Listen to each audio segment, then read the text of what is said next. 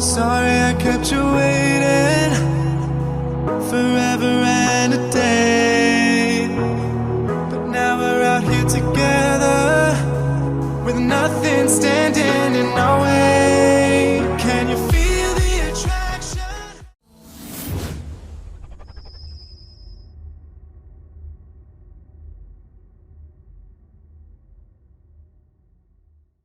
I'm Woodcraft Hamster, and I thought I'd follow up on my video about this, which is the Cold Steel Trailhawk. And I did say I wanted to do a video outdoors just to put it through a couple of different paces, so I thought that's what I'd do today. Now this really is quite a nice little tomahawk. I've shown you it before indoors anyway, but what I wanted to do is basically just go through a couple of things. One was just to split through a round of fresh wood, and the other was to go through a little bit of dead standing, and then also sort of show you what else this blade can do other than just sort of chopping as you'd expect a normal axe to do. So what I'm going to do, I'm going to split through this piece here first, if I can find somewhere stable enough to set it up, and the way I'm going to do that, and the way I tend to split most wood when I'm out, is rather than taking the axe and striking down with it as is commonly done. There's no reason not to do that, don't get me wrong, but I prefer to use sort of almost like a batoning method, where literally you will put the axe head on top of your round. Hopefully you can see that. I realise the top of the axe is slightly out of shot, but then to strike it with another piece of wood. Now basically my view is this is a slightly safer way of doing it. Now I come out by myself more often than not, and the issue with that is if I ever were to slip with an axe, the risk to me is that there's nobody around to help me. Even if I make a phone call on my mobile, you know, it's some time before help's going to get to me. So this, in my view, is just a safer way of using an axe. Now obviously you don't get the leverage that a long handle provides you, but to me that's not so much of an issue. So all I want to do with this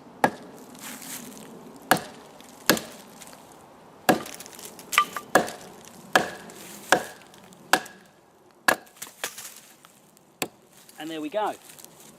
So we've now got a nice little round ready for the fire. I mean, this is green wood, so it's not necessarily what I would use for a fire, but again, this is more just to sort of prove the theory, and green wood is generally a little bit more difficult to split through than dry wood, unless you know you're talking sort of seasoned oak or something like that. But again, very, very simple, very, very easy, and I've now got what, in my opinion, are the right sized pieces of wood to go onto a fire. Now, secondly, this is just a piece of dry, dead standing timber that I found and cut earlier. And what I wanted to do with this is literally just split it. And again, because it's such a small piece of wood, rather than going down the batoning method, you can just literally lay the axe head on top, bring it down, give it a twist, and that's a really, really good how can I describe this? It's a really good, energy efficient and very effective way of splitting small pieces of wood for your kindling and things like that. And what I wanted to do, get rid of one of those, I just wanted to show you kind of the sharpness of this axe head. Now it's not as sharp as my bushcraft knives. I could sharpen it up that sharp, and I have done in the past, but because I use this axe as a thrower as well, there's no point having a really fine razor edge on there, because all it's going to do is get chewed up and mangled up when I'm throwing it at things. But that said, it's still certainly sharp enough to take off fine shavings. You know, you can make feather sticks out of this, or with this should I say. And there you go, just a quick example of kind of the sort of shavings you can get off something like this. But what you can also do, and if I just take this head off, can be a little bit tricky sometimes.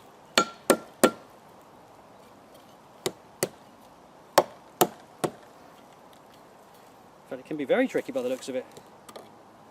There we go. So that's the head.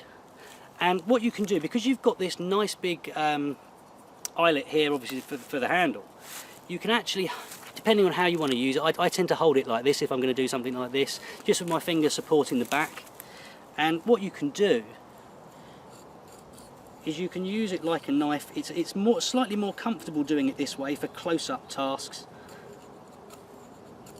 And as I say, it's not the sharpest blade in the world. I mean, you can sharpen them up, as I say, to get a really, really fine edge on there, provided you're not planning on using it for throwing and that kind of thing.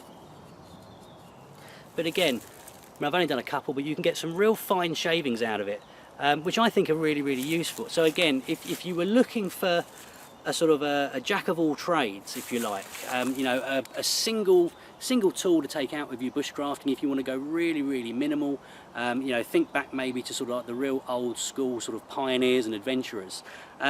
This is something maybe to consider. Now, I'm sure people will note in the comments, you know, a lot of the old sort of pioneers and things, they would carry a hatchet of some description, whether it was a tomahawk, a more traditional axe or what have you. They would almost certainly have carried a belt knife as well. But you know, if you wanted to do something like that, and you wanted, as I say, go really, really minimal, this is a very good option. Now again, if you're not planning on throwing this, which you know you don't need to by any means, you can definitely get a better edge on this. And as I say, you know, you can do a multitude of things with it. I've seen a couple of clips on YouTube of somebody using this to skin small game. I've never tried it myself, but it's definitely doable looking at the blade. I've also seen people, if you imagine this is a stick that I found rather than the actual haft of the axe, and there's a little protuberance on the end, you can actually, using sort of some paracord or some sort of cordage, you can actually attach this to a stick, and you've basically made an adze. So not only do you have an axe for chopping and splitting and cutting, you've got an adze so you can maybe hollow something out, maybe make a bowl or you know, a depression in a log for a seat or something like that. So it's a really, really versatile tool, and I do really, really like it.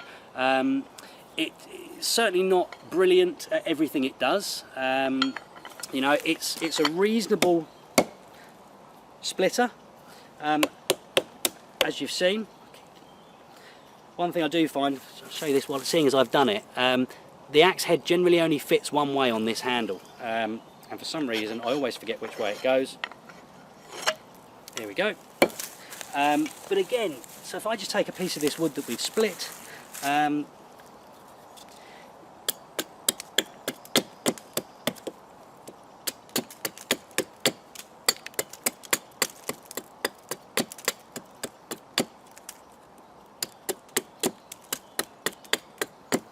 it's not the best carver in the world, but it does the job. It may take you a little bit longer with this, as opposed to something that's specified for carving. You know, you can buy carving axes. You know, obviously, if you've seen my other videos, you know that I favour Gransfors Brucks. The little mini hatchet of theirs that I use quite often is brilliant for carving, even though that's not what it's designed for. But again, you know, that is what you get. You know, it's a very cheap axe, this. You can pick them up for, I think, about £25–30, and that's delivered online.